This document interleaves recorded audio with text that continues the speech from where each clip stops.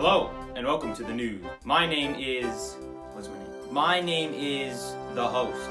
And today, I've got some breaking news. It appears that Bo-Katan has appeared in The Mandalorian Episode 3. This is an amazing breakthrough, and a lot of fans are very happy. Tune in next week for another episode of The Prop Makers News.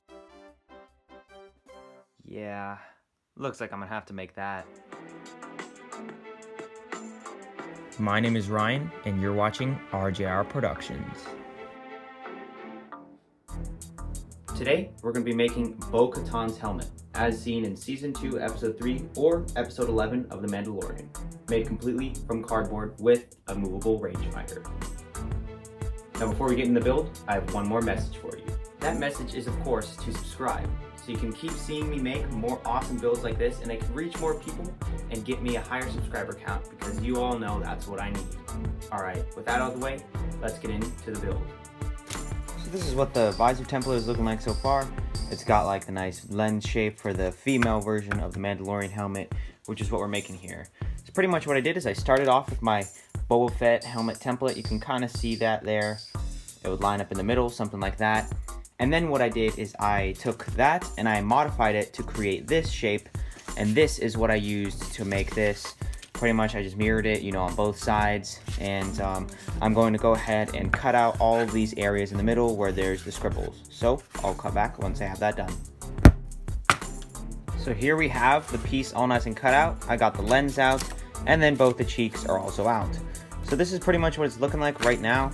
So what I'm going to go do is add some supports across these major areas where it could be a little bit fragile, especially once you're building the helmet. And then I'll curve it up and then make the back, and then I'll start working on these cheek areas. So let's cut to the time-lapse of me doing that. Pretty much what I did after I cut out that visor shape is I glued in some supports to make sure that it would stay in place when I curved it. And then I went ahead and curved it and then added the back shape. And the back shape, pretty much you just want to have it a consistent angle going backwards until it meets in the middle, and then it curves around and goes the opposite direction. And then you just want to cut an oval that's about the same size, so just trace the top of it as an oval and then just cut that out, glue it in for a support. And this is going to get removed later, but just make sure it's in there. Now here I spent a good couple hours just trying to get this cheek piece right. So if you buy the templates for this, then they'll be the right shape. You won't have to go through the hassle of doing this because it took me a very long time to get, and I'm really happy with how they turned out. Just make sure that the one on the top edge kind of curves down, and then the one on the bottom edge just goes flat. So just be careful about that, and it should end up looking pretty good. Now, what I tried to phase out with my helmets is the strip, the 26-inch strip that you put around the top. I've just phased that out and started doing the top area. So I think it looks better, but it's your choice whether you want to do it too.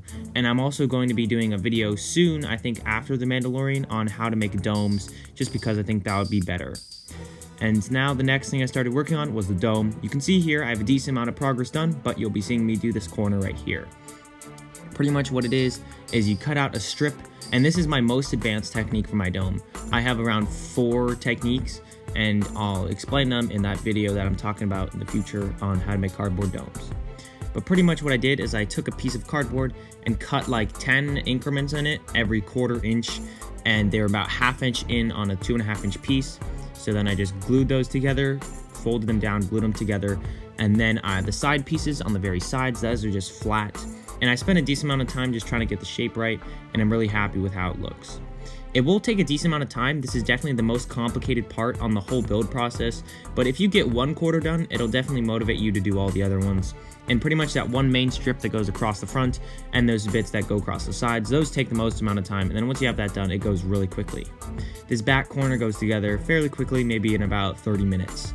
Just glue up that one same piece and then just glue it on. It's very simple, it just takes a long time, and it's very simple geometry shapes. It might take a little bit of time to cut it out.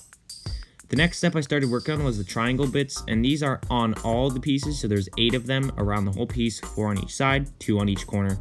And you just want to curve a piece of cardboard so it fits inside the gap, and then that should be completely fine, and it should work fairly well. Just hold up the piece of cardboard on the outside edge, and then hold it up, cut it out, and then glue it on.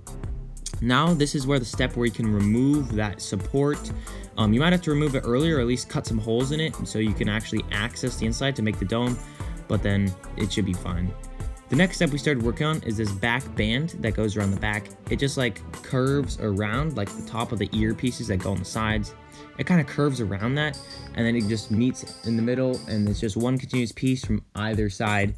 Just make sure that if you're not buying the templates, you make the size completely right, because you got to take your time with this, because you don't want it to be like uneven on each side. You want to make sure that it's actually even and it's functional. The next piece I started working on was the vent at the back, so I just marked it out, and then I just quickly cut out that groove, and then glued in a piece of cardboard, and then covered up the corrugation. Covering up the corrugation is one of the most critical parts, because it can really make your build look like cardboard if you don't do it, and then if you do it, it actually can make it look really professional. So that's what I do. I just take another piece of cardboard, peel off the top layer, and then glue that on as the corrugation cover. It's a little bit hard to get some of the curves, but I think as long as you're doing it roughly the right way, just peel off the top layer and then guess the shapes. If you do it enough times, you're bound to get it right one of the times. So the next thing we need to do is work on the rangefinder. So pretty much what you can see I have right here is I have the helmet pretty much all completed, besides these super small side details. And I have this piece, which is the pivot for the PVC pipe. So pretty much what I need to do is position it on the side here, so it'll be in the correct position for when you pivot it. You want to make it around this height of the eye level at the front.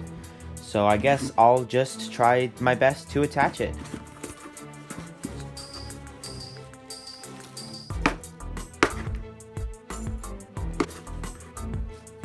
And there we go. So now we have this peg all nice and mounted in the side.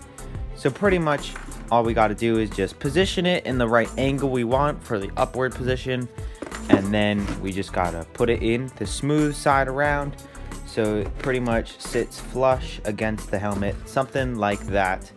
So you see how that barely just sits around the edge. So pretty much what I got to do is add a little piece of cardboard to the back, just because it's a little bit thin and I don't want it breaking on me. And then I will cut this down to maybe about this thick, and then we can glue it in and then start working on all the spackling. The spackling stage is also very simple. You just need a couple things. What you're going to need is your spackle, then a putty knife, but that's not necessary. But what is necessary is a cup of warm water, like lukewarm water. That'll work. Just pretty much put the spackle on your finger and then rub it around the whole helmet and then smooth it out. That's pretty much the whole process. So right now we got this bad boy all nice and spackled, and I've started working on the rangefinder. So now what I'm going to do is go sand it down. Sand it down. Sand it down. But something's not right. Oh no. No, it can't be. No! Oh, it's raining.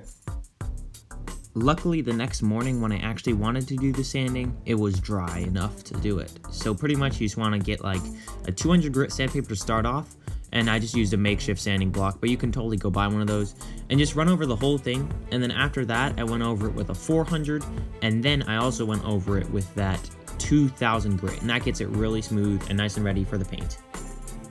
So right here you can see that I had just finished sanding with my little buddy. So now let's get on to priming.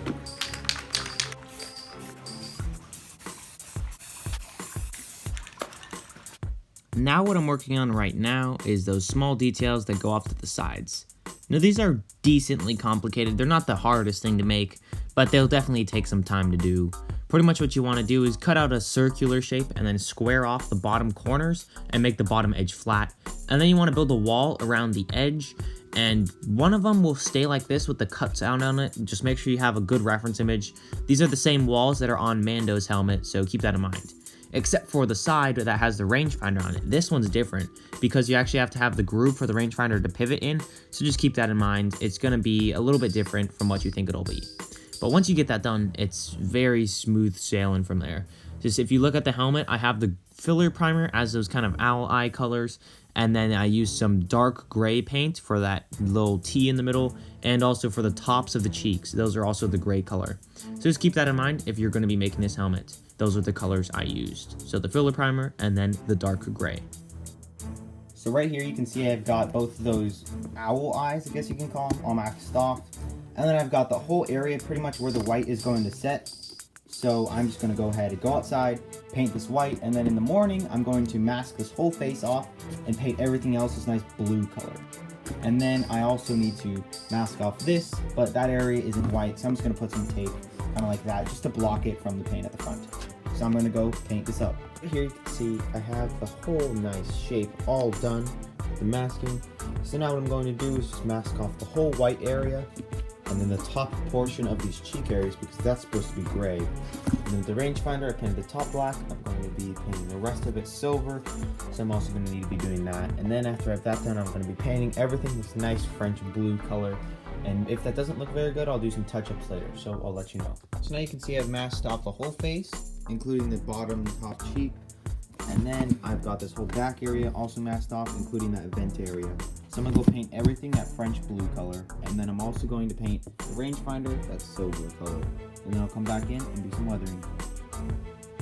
So I wasn't exactly happy with the color that the French blue ended up with, so I ended up going over it with a bit of acrylic paint. Now the paint color I used was cerulean blue, but you could totally just mix some blue paint and a little bit of green paint and then some black paint. That's pretty much what I did. I used the cerulean blue and I mixed it with a little bit of black paint, and that ended up looking really good. Just make sure you get an even coverage and try to make sure all the brush strokes are going in the same direction so it's a little bit minimized.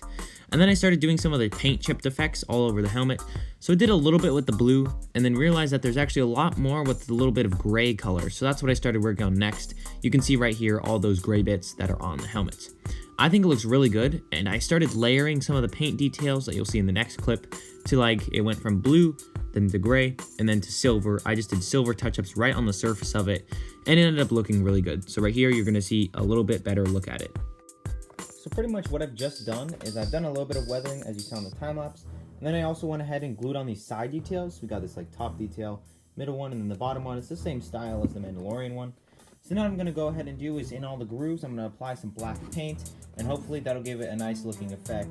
And then after that's done, we need to work on the lens, and then that'll be it.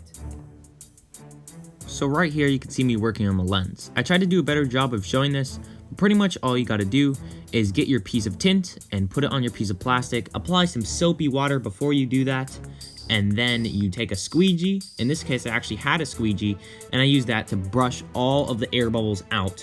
But really, you can just use like anything rubber to get it out. And then you just want to take away the supports and glue it in. With that done, the helmet is finished.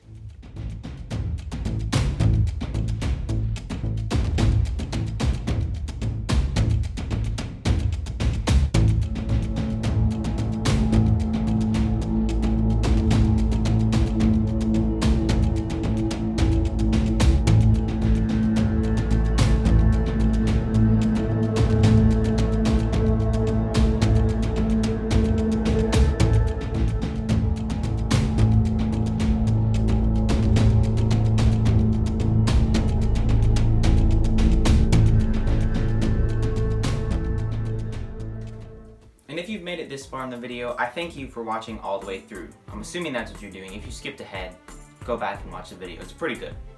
If you have any suggestions for what you want to see me make next, please leave them in the comments down below.